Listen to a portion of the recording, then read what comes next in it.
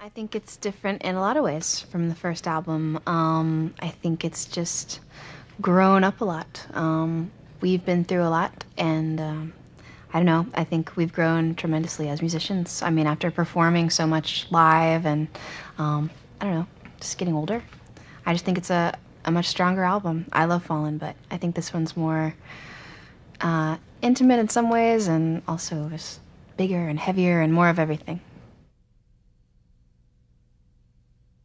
I don't know. I guess our sound just sort of comes out naturally. I think that it's cool to incorporate all kinds of music into one thing. So you've got your metal influence and the heavy guitars and the rock, obviously influence. I think it's based on where we're from a little bit, too. I mean, Amy, of course, has a lot of classical background and stuff, and, like, where we're from, Little Rock, there's a lot of metal stuff. Right. I played in a lot of metal bands. Rocky, our drummer, played in metal bands. So, I mean, it's just fusion, really, of two different worlds. Right. Or more than two, really. There's a lot of stuff going on. Many. Actually, I think all of the things that sort of happened to us during the making of The Open Door were, I don't know, just good for making music about. All the drama and the sort of trials that we went through. I think it's just always been the thing in my life that makes me want to write.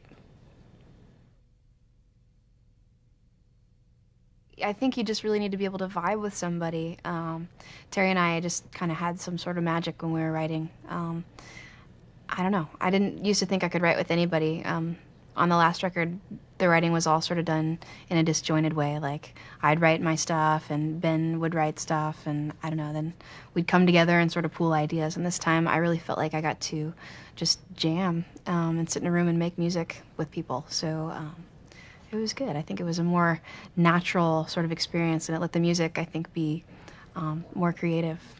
It was really cool, like, when I was out there for a little bit and we were working on some stuff with the whole band actually in the room, working on ideas, and Amy's got her pad and she's, like, bopping her head, just jamming and stuff. That's kind of the coolest way to do stuff anyways, rather than just be like brainiacs. Here it is. Everybody's like, here's the song, learn it, or whatever. Right. You don't do that. Yes. I like Call Me When You're Sober because the lyrics are so in your face, and that's really different for me. I'm usually hiding behind things like metaphors and, I don't know, just allusions to things, but I don't think there's any way to really avoid what that song's talking about, which I like. It makes me feel sort of, I don't know, brave, and it helped me heal from a painful ending to a relationship that was kind of long and, hard at the end for sure. So I don't know how more specific I can get about the song other than just hearing the lyrics. I don't think you have to be miserable to make great art, but I do think you have to be really moved by something to make great art. I think that's what makes art actually, is if it has the power to move you. And I don't know. I guess I'm just more hugely passionate about being hurt or angry than I am about feeling good. I guess when I feel good, I want to just stop writing and run away. It's a lot easier, too, when you're in that realm, I mean, if you're just walking around happy all the time, then you're going to write Weezer songs, I mean, it's got to be about something. It's got to be about real stuff, and people get hurt every day, so. Right.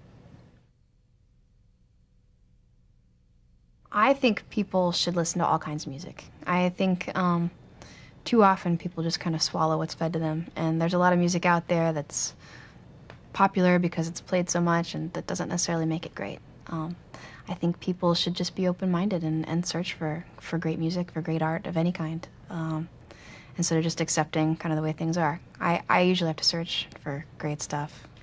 People get stuck in trendiness, like if they hear something they really like, then it dictates their fashion, and dictates who they hang out with, and that's kid stuff. I mean, most teenagers go through that, but I've even been victim of just liking a certain thing because I liked it, But through touring and being in a band and playing different festivals and around a lot of different stuff, I've been turned on to a lot of stuff. Yeah, we learn to appreciate stuff from watching people play live too. Yeah. And then it makes me go, well, I feel weird for liking it because, if I tell somebody I like it, then he's going to crack on me. But who cares? If I like it, I like it. And I like a lot of different stuff right now that I probably never would have before. So you just got to be open-minded. If you like it, you like it. You can't help it.